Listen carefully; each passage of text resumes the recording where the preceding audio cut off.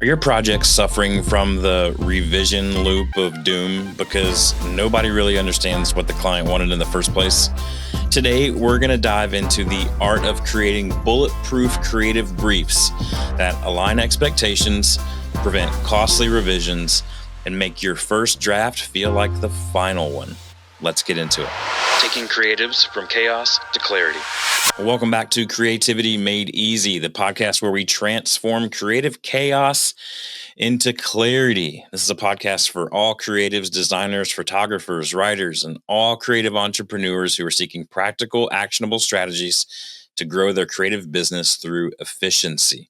I'm your host, Dustin Peed, creative process coach and consultant, and I help creatives know themselves, their process, and their teams to create with efficiency as they scale together. Before we get into today's episode, I want to invite you to subscribe on YouTube. If you're watching, go ahead and like and ring the bell as well. If you're listening on an audio podcast platform, I would love for you to rate and review it on whatever platform you're on. This helps get the content out further to those like yourself who can benefit from it.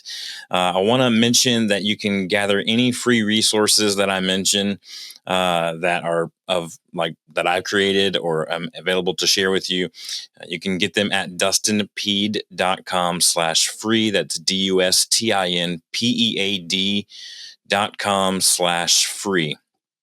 And lastly, you can follow me on social media. Instagram is where I'm the most active, but I'm also on LinkedIn, Facebook, places like that too, at Dustin Peed, DUSTINPEAD. All right, let's get into today's episode. Creative brief mastery, getting it right the first time.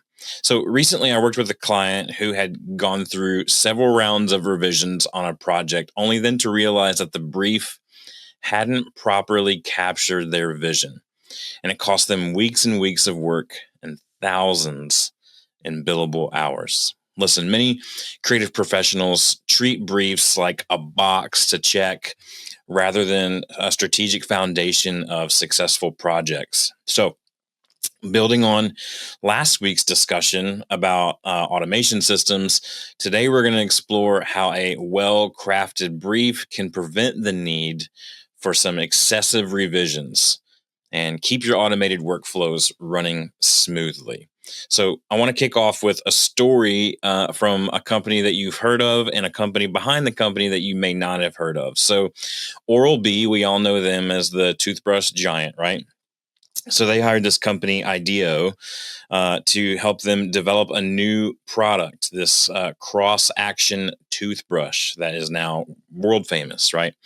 So they detailed the design brief, focus strictly on the user experience, like the customer journey, right? Like how are they going to use it on a day, and what matters most to them? So the brief included a lot of research about brushing habits that revealed insights that customers really care about grip and pressure and reach, all these different things, right? And so the results were the cross-action toothbrush became one of Oral-B's most successful products with over $1 billion in sales. The point is this: the investment in a thorough brief led to a breakthrough in innovation, and it saved countless hours of revisions. So today I'm going to walk through a few areas that will help you create the best brief possible and get rid of those countless hours of revisions. So let's get into the first point. Let's talk about the anatomy of an effective creative brief. What should be in the brief? Well, first off, a brief should be brief. That's right. You guessed it. It should be concise, right? Yet comprehensive. We're not trying to deliver, a 3-ring binder full of information. We're just trying to give them enough information, but really good information that we need for both the client and us to be successful. So there's some essential components that every creative brief must include. All right. So number one, it's got to include a clear problem statement.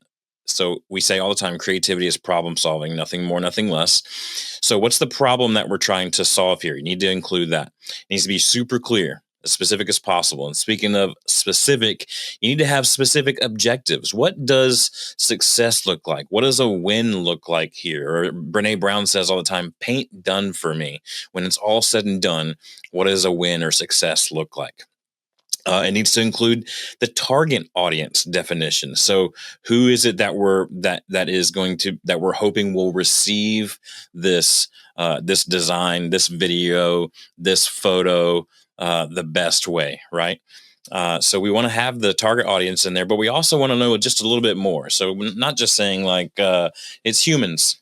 Target audience is humans. Okay, well, let's get a little bit more specific than that. Is it Latino Americans, male, ages 35 to 45? See that now we're getting specific. It also, your brief needs to include brand voice and tone guidelines. These are so huge because, and this is where you get to lean in, I think, a little bit as a creative, because most organizations don't really know a brand voice or tone guideline, especially if they're a smaller organization. They don't even really understand what that means. But every brand is a reputation in the world, whether it's a personal brand or a company brand. Every brand has a reputation. It would be super weird to see Coca-Cola in a blue bottle, right? Everybody knows Coca-Cola comes in a red wrapper or a red can or a red bottle, right? So understanding that voice and those tone guidelines go a long way. And this could be as simple as saying, hey, do you have any brand identity guidelines for your organization or for yourself? And if they say yes, great, send those on over. We'll include it in the brief. If they don't, then we can start to walk through that process with them. And hey, maybe you have another job out of it. The brief also needs to include some technical requirements and constraints. Are there anything that's going to stop us from getting this done? And what do we actually need in order to get this done? The creative brief needs to include a timeline with key milestones in it, because we've talked about this before with our communication with our clients. We don't want to just go, all right, the project's kicked off and we'll see you when it's time for revisions. Like, we want to have key milestones built in there throughout the process. So a clear timeline with clear key milestones is a must for a creative brief. And lastly, you got to have budget parameters. Now, I know everybody doesn't like to talk budget, because we don't want to show our cards, or we don't want to show our margins, or we're afraid of the budget being too small or so big that it intimidates us. But understanding those budget parameters goes a long way, because then then you can serve the client better. Hey, we've got this much money for this project. Great. Once we get up to that amount, or as we're approaching that amount, then you can say, hey, look, I know your budget is this. I want to be sensitive to that. Here's where we are on this project right now and how we got there. All of that to be included in the brief will create a successful creative brief. So clear problems, specific objectives, target audience, brand voice and tone, technical requirements and constraints, timelines with key milestones, and budget parameters. Look, at the end of it all, there's a difference between prescriptive briefs and descriptive briefs. Prescriptive briefs tell how it needs to be done. And as creatives, we don't like prescriptive briefs. We don't want to be told how to do it. We have our own process and we have our own angle that we would like to take. But descriptive briefs, they explain the what and the why, and that will get to a win every single time. Stefan Sagmeister, who's a famous graphic designer, said this. He said, a good brief is worth its weight in gold.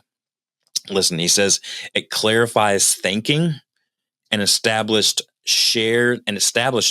shared expectations even before a single pixel is pushed. That's why these creative briefs are so important. All right, so it's time to actually make this creative brief, and that often comes with interviewing our clients and figuring out what it is that they actually want. Listen, clients often don't really know exactly what they want. And I know that you know that already. And I know it's funny and we joke about it behind the scenes, but they don't. So what we need to learn to do, and what will keep us from further headache, is to ask some really great questions so that we can help them discover what it is that they actually want. So I'm going to give you some specific questions to ask here when you're working on, when you're developing this creative brief with your client. All right.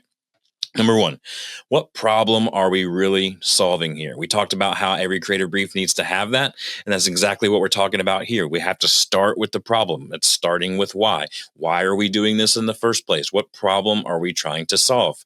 Hey, Oral B, it's that we're trying to create, the problem that we're trying to solve is a more exciting experience for people to brush their teeth so that they will brush their teeth more often because we care about dental health. Exactly, right? So, what problem are we really trying to solve here? Second question.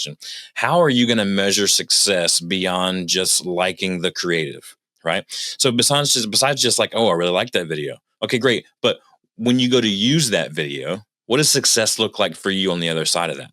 Because for us as creatives, we need to think beyond just what we're creating and think about the impact in which it's going to have, because understanding the end goal, understanding the impact that it's going to have will help us to create more targeted and more effective creative every single time. Third question, what's an example of something similar to what we're trying to do here that you really admire? Now, this is getting some preferences. This is getting a little look into what they really like. This is an opportunity to find out, like, oh, I see that they really like this campaign, or they really like this video, or this design, or this photo treatment. And so you go, okay, if that's what they like, then I can get a little closer to that style in which they like. Next question. What approaches have you tried before that didn't work? Did you try a man on the street style video and you didn't like that? Have you tried client testimonial videos and you didn't like that? Have you tried a photo shoot outside and you didn't care for that, or inside, or with this color or this jacket, or all these different variables, right? What have you tried before with this project or this style of project before that didn't work? This is a great question to ask because it avoids you from ever even going down that road or that path. And it's going to save you so much time and frustration. Last question, who needs to approve this work and what are their priorities? You might not be meeting with the ultimate approval or decision maker, right? So what's their if it's someone else other than who you're on the call with, what are their priorities? And really start to kind of get that at the end of the day, understanding the decision maker's priorities will allow you to hit the target closer every single time. So when you're in this call, last tip I want to give you, when you're in this kind of interview with the client, the tip that I want to give you here on this is to document those discussions and decisions. Now you can do it in writing, or you can record if it's a digital. If it's a digital meeting, you can record the Zoom. I use Fathom for all my Zoom meetings because it automatically records and takes notes and summarizes the whole meeting. If you have a paid Zoom account, it's absolutely free to use. So I super love that. And then we will send that out to the person that we met with afterwards so that they can see the exact recap in a succinct form of this is what we talked about. This is what we decided. This is where we're going next, right? So document those decisions and those discussions in writing or a recording. The discussion and that brief that you create, those two items, they're going to serve as a boundary setting tool that prevents the all dreaded scope creep, because you can constantly go back and refer to it. And we'll talk about that next in what I call red flags in creative briefs. All right, so we told you what to include in creative briefs. Now I want to talk about some things that you need to avoid. These are red flags. When these things pop up, you need to pause and regroup, okay? Number one, and this is the most common sin when it comes to creative briefs, is vague language. You ever gotten a creative brief and it just says, just make it pop, or we just want something really creative. What does that mean? Something really creative or something that pops could be completely different from one person to the next. So we gotta avoid that vague language. Another red flag is contradictory objectives. We want it sophisticated but playful. What does that even mean? How can you be both sophisticated and playful at the same time? We need a little bit more clarification here on what that looks like. Another red flag, missing approval processes or undefined stakeholders. What we're talking about here is if there's no accountability as to who's supposed to be in charge of what part of the process, and there's no expectations clearly defined. If those things are missing, that's a red flag. Another red flag, unrealistic timelines relative to scope. This one happens all the time. People will come in your office or they'll hop on a meeting with you and they'll lay out this grand idea and everybody's really pumped about it. And you're like, man, this is going to be a great project over the next couple of months. And you go, all right, so let's talk about when would you like to see this by? And they're like, oh, next week. That's not possible, right? So unrealistic timelines relative to the scope of the project is a red flag every single time. Next red flag is a lack of budget transparency. We talked about what's supposed to be included. So obviously the opposite of including realistic budget transparency is the lack of budget transparency. If there's no mention of budget whatsoever and it's not clear or transparent, that's a red flag. You got to regroup on that part of the brief. Next red flag is constantly shifting the targets. And here's what this sounds like. It sounds like, I don't know what we want, but we'll know it when we see it. No, you got to ask better questions. That's not going to work. We're not going to, we won't even know what target to hit, much less shifting targets, right? So you have to address each of these red flags professionally, emphasis here, before the work begins. And you do that with a proper and effective brief. And in this process, once you have this brief, I just want to empower you for a second. You have to have the courage to push back on problematic briefs. It's going to save everyone time and frustration. They may get annoyed at all the questions that you're asking, but you need to, they hired you for a reason. They need to trust you, and you need to be able to walk in that confidence that you're there for a reason, and have the courage to say, look, I know this is a lot of questions, but trust me, it's going to help us hit the target for you more effectively and quicker if we can just work through these difficult questions a little bit. There's a designer, Michael Barut. His approach is this. He says the brief is a contract, not a suggestion. And I think many times creative professionals look at the brief as a suggestion. It's not a suggestion. If you spend the time asking the right questions and building the right brief, then it's a simple work order at that point. It's not a suggestion. It's a contract. Speaking of it being a contract, not a suggestion, the last point I want to make is that once the brief is created and it's proper, right, you have to use the brief as a living document throughout the project, right? So you're going to start each project meeting referencing the brief. Hey, just to regroup, this is what we're trying to do here, right? And again, it's concise, so it's not going to take very long to go through it. Then you're going to establish formal change requests when objectives shift. So what does it look like when the objective shifts?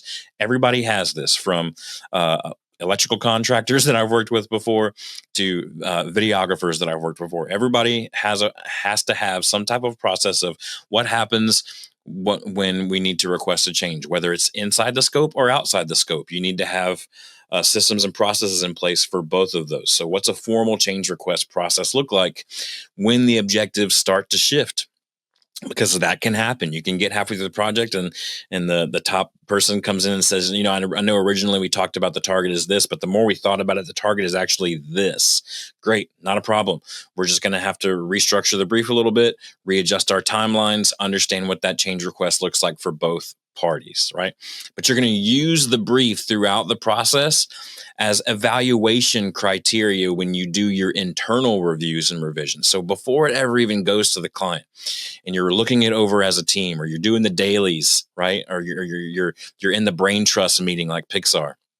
You're going to have that brief in front of you, and you're going to use it as your evaluation criteria. Is it actually trying to solve the problem? Is it hitting the mark? Is it within the budget? Is it all these things, right, that we talked about earlier that should be in the brief? You're going to have that for yourself, so that by the time you actually send it to the clients, it's going to be way, way, way closer, because you've already done those internal revisions using the brief as the evaluation criteria.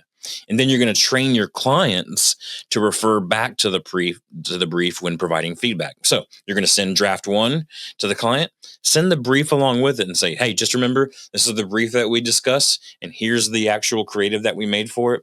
Just would like for you to look at those side by side the same way we did, and let us know if we're hitting the mark, right? And then throughout this process of back and forth with clients, you're going to learn a lot of lessons. And so you need to document those lessons to improve future briefs. You should always be adjusting. Always be adjusting your briefs. It's a wet cement is what I call it, right?